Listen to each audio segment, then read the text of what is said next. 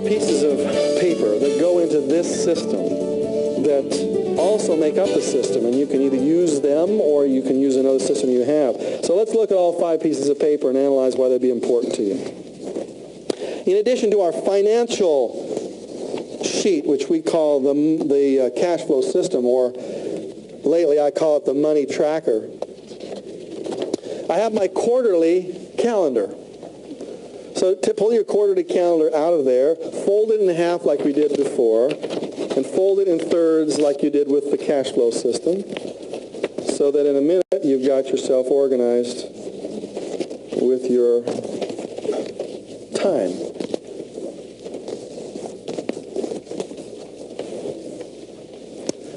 Okay, got this? Now I want you to look how this works.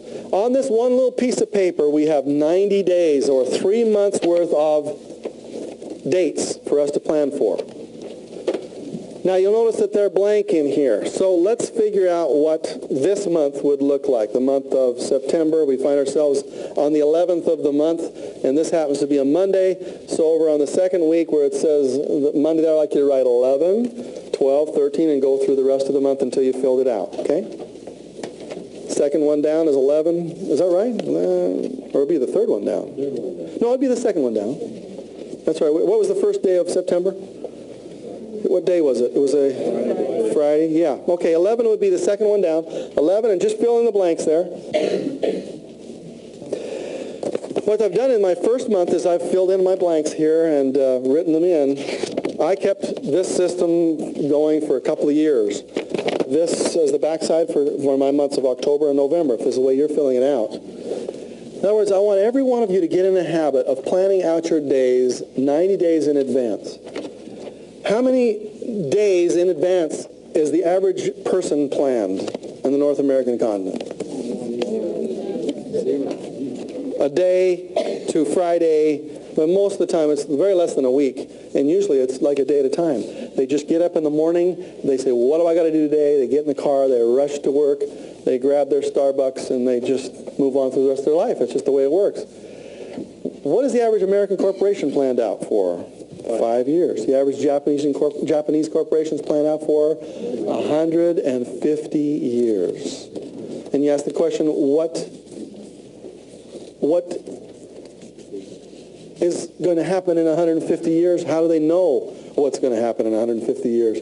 They plan for it to happen. The future is not something that happens. It's something that you make happen by the way in which you organize your life. And so what's going to happen by the year 2000? See, for many of you, you're just going to wake up in the morning of the year 2000 and say, well, this is what I get. And some of you are going to specifically plan for that to happen. So this is the way for you to begin that process. When you got up this morning, it's the 11th of September, you should have been planning the 11th of December this morning. You got up this morning, you had 15 minutes for what I call hour of power. It doesn't have to be an hour of power. It's just going to be, your power hour could be just 15 minutes. But if you'll do that 15 minutes every day and you plan out the 11th of December, your future will be cheaper than if you'll do it, wake up the morning of the 11th of December.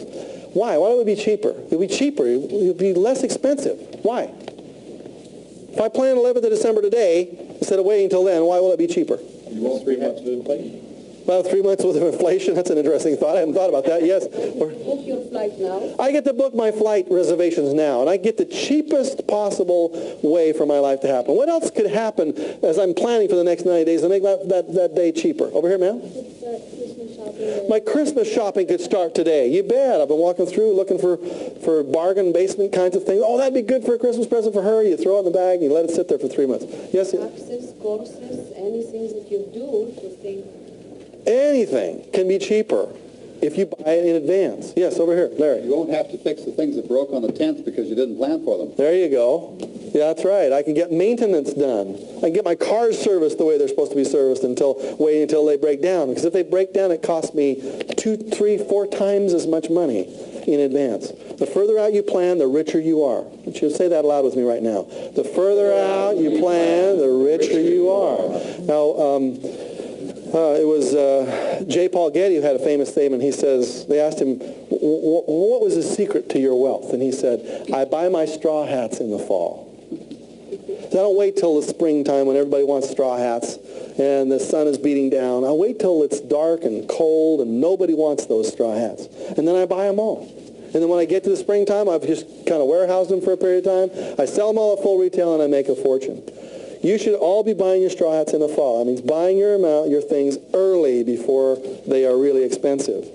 What's the best time to buy Christmas ornaments during the year? December 26th and beyond, right? But most of us wait until December the 1st. Then we rush out. The most expensive time of all is when we buy our Christmas trees. You know, the most expensive Christmas tree we can get. And then we buy the lights. We all wait until the last moment. Now, you might say this is not that big a deal. It's a difference between 50% off of your life. If you're now, barely making it at $3,000 a month, this is another $1,000 that would go into your pocket. What could you do with that $1,000? Invest it. That's where you invest it. That $1,000 is what makes your future wealthy. And so this planning is absolutely critical. It's one of the main skills of saving. I have to save my time and save my money. So I now have my way in which I can control my months. Whenever you write down an appointment, you write it here in your quarterly calendar. Stick your quarterly calendar inside your little pouch. And therefore I've got my money and my time figured out, but I do need my daily figured out. So let's go into our power planners and let's pull out the weekly goal right here. And as soon as you see one like this, fold it in the middle and into thirds. And since this is Monday, make sure Monday is facing outwards.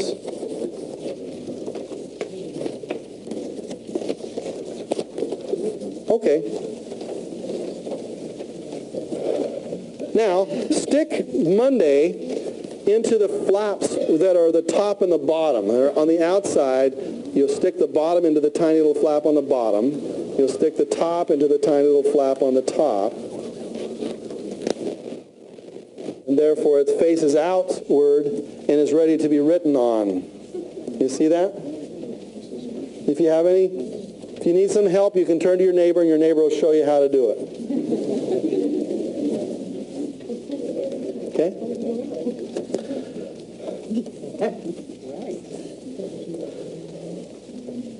Okay, as soon as you got it all out there, look up this way.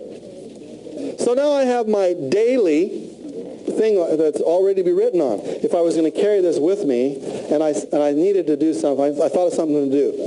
Got to put it on my to-do list. I pull it out here and it's ready to be written on. I would just write it right there. Well, where would I write it? There's a line, and above the line there's a little 20 in that little triangle. See that? And then below the line there's an 80. What does that mean? Okay, everything that's important you want to write above that line. Everything that's not important, you're going to put it below that line. So let me teach you the secret to all success when it comes to time management. This is it. You must learn how to procrastinate. And I'm really serious about this. The best and most successful person on the planet is the best procrastinator. Because they have just as much stuff to do as you do, if not more. They've got hundreds of things they need to do that day. When they got up that morning to look at their list, how did they procrastinate? Well, there's an old rule that says 20% of the things you do give you 80% of your results. You ever heard that? And 80% of the things you do give you 20% of your results. In other words, there are few critical things that you do will give you huge returns on your money. And a few lots of things you do will give you almost nothing on your money. Let's pretend that you were investing your money into a couple of stocks. Let's put it this way. Let me analyze it here for you. Suppose I could put my money into two different stocks. It would be stock A and stock B. And you have $100 to put into your stocks that month. That $100 you saved by getting your airline ticket right. Let's see, I could put some money in A and B. I decide I'm going to put $20 in A. And I'm going to put $80 in B. Does everybody understand that now? So I got $20 worth of company A and $80 worth of company B. Now watch this for a whole year. And then at the end of the year, I look at my returns and I found out that $20 grew into $80 in profit. And that this $80 although it did make a profit, only grew into $20 in profit. Are we following this so far? This one grew into 80 bucks, and that, lots of money, only grew into 20. Now I get to decide next year, based upon similar assumptions, where to put my money. Where should I probably put my money? Yeah, why? Because for every dollar I put into A, how many dollars came back? $4. I put $1 into A, I get $4 back. That's a pretty good deal. Now for every dollar I put into B, how much money did I get back? 20 quarters. Yeah, and this is, you thought you were out of math, didn't you? 2 trains traveling in the same direction towards Los Angeles. Okay, 25 cents, all right? So I put a dollar in a B and I get 25 cents back. I put a dollar in a A and I get $4 back. How many times more powerful is A than B? If I divide 25 into 4, or 20, it's 16 times. In other words, I make 400% of my money over here, and I make 25% of my money here. 16 times more powerful. Okay, that means if I were to put my money into A, I'd be 16 times, that's 1,600% better than if I put it into B. Now that's what happens when you do with your time. If you invest your time into what we call a 20% activity, one of those high payoff activities, if you invest it in a high payoff activity, you're 16 times further down the road than if you waste it on something that's just on your to-do list, just on one of those low payoff activities. 16 times. Now Brian Tracy actually reports a study where they did this with the insurance salespeople, and they found out that the top 20% of the salespeople earned 16 times more money than the average of the people in the bottom 80%. 16 times more money. If the guy in the bottom was making $5,000 a year, the guy at the top was making $80,000 a year. Okay? And so they said, well, I wonder how far this carries out. And so they took the top 20% and they took the top 20% of the top 20%. And they found out that the top 20 of the top 20, which is the top 4%, was making 32 times as much money as the people below them. Like, not percent. Like they took their salaries and multiplied it by 32. And they took the top 1%, which is the top 20% of the top 20% of the top 20%, which is about 1%. The top 1% of the earners was making 52 times as much money as the bottom 99%. Now, what is it that those top 1% earners were really doing? I can guarantee you when they got up in the morning, they were not fooling around. They got up in the morning and they said, what can I do that is the most productive thing I can do this day? And I'm going to focus my energy, my investment of time, I'm going to focus it in on the things that give me the highest return, and I am going to procrastinate everything else. You see, everybody procrastinates. Everybody. It's just, what do you procrastinate? Some people get up in the morning and they decide, I'm going to do this, and I'm going to procrastinate that. Other people get up in the morning and they say, oh, I'll do that. And as soon as I've got these things taken care of and crossed off my list, then I'll do this. And you want to know why they are 32, 16, 50 times less productive? If only just in terms of money, but in terms of the way their life works. Their magnitudes like 15 times better or more powerful or more organized or more clear. They get more stuff done that really counts.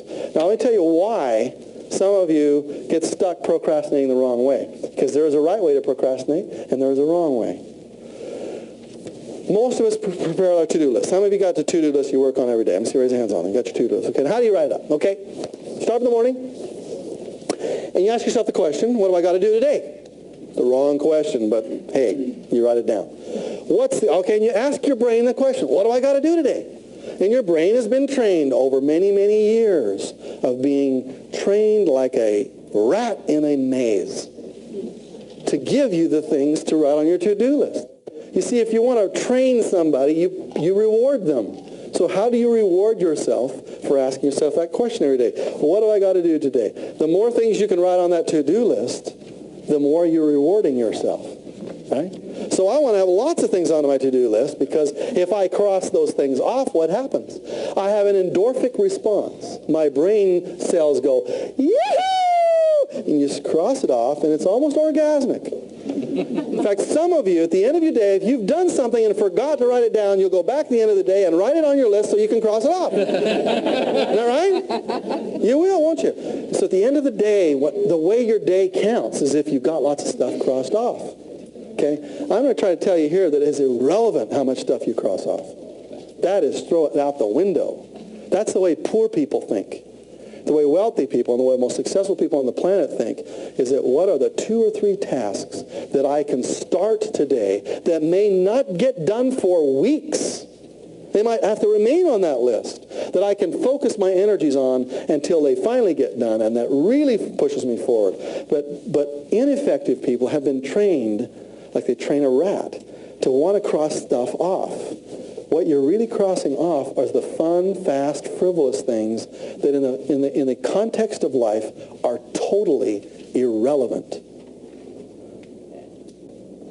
Most of us don't have on our to-do list, love my family, you know. That isn't on your list.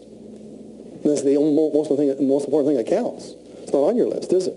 We're almost always writing things on our list that really don't count. And therefore, when you do your to-do list, you have to ask that question in a very serious way.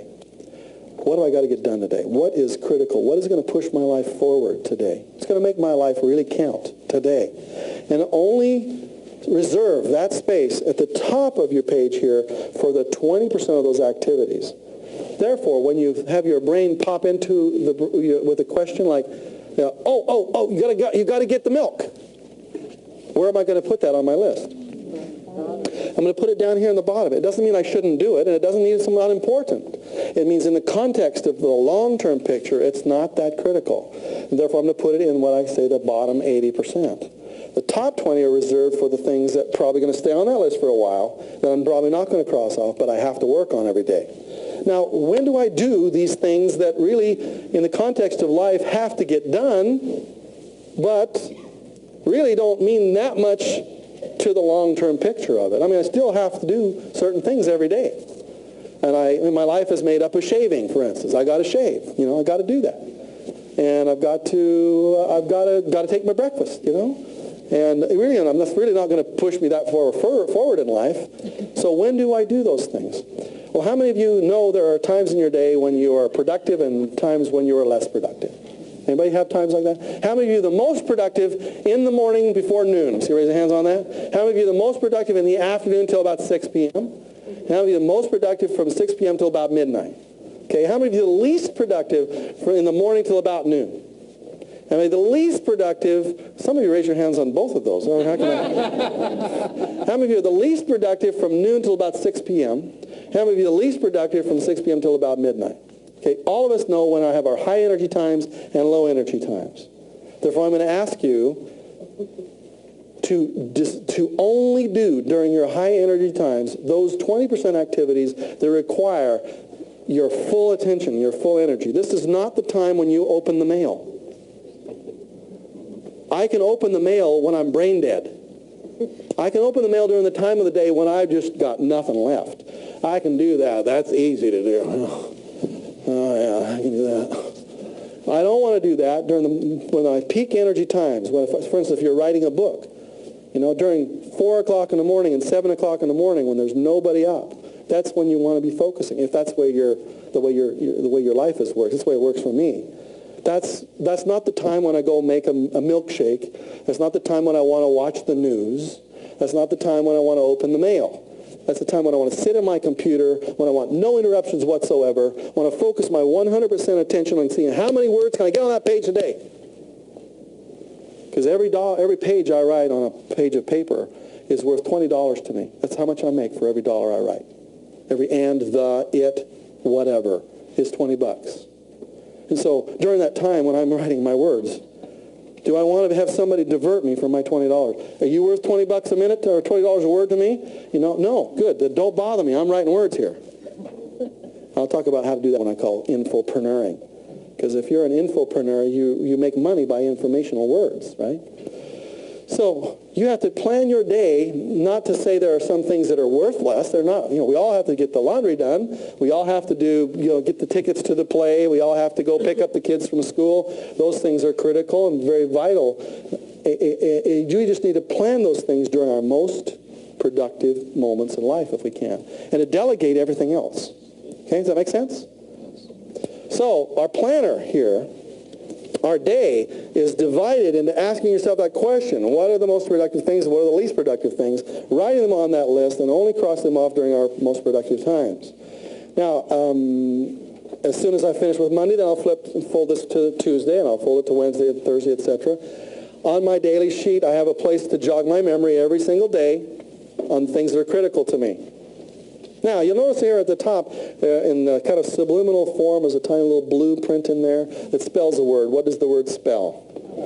Spells the word power. And you know there's some numbers next to it, a 3, a 2, 2, 2, and a 1. Next to the word power, there's a number 3. I'm going to say to you that this is probably the most productive time in your day when you plan your day out. That's the 15 minutes to 30 minutes that you spend every day to plan either the next day or plan the day itself. How many of you do your planning the night before?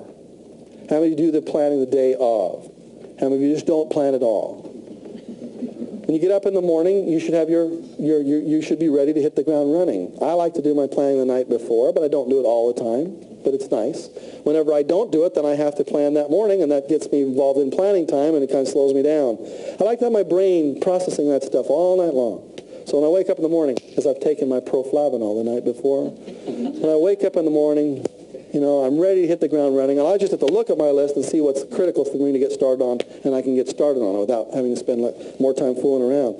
So I'm going to give myself 3 points for that day if I've done my power hour.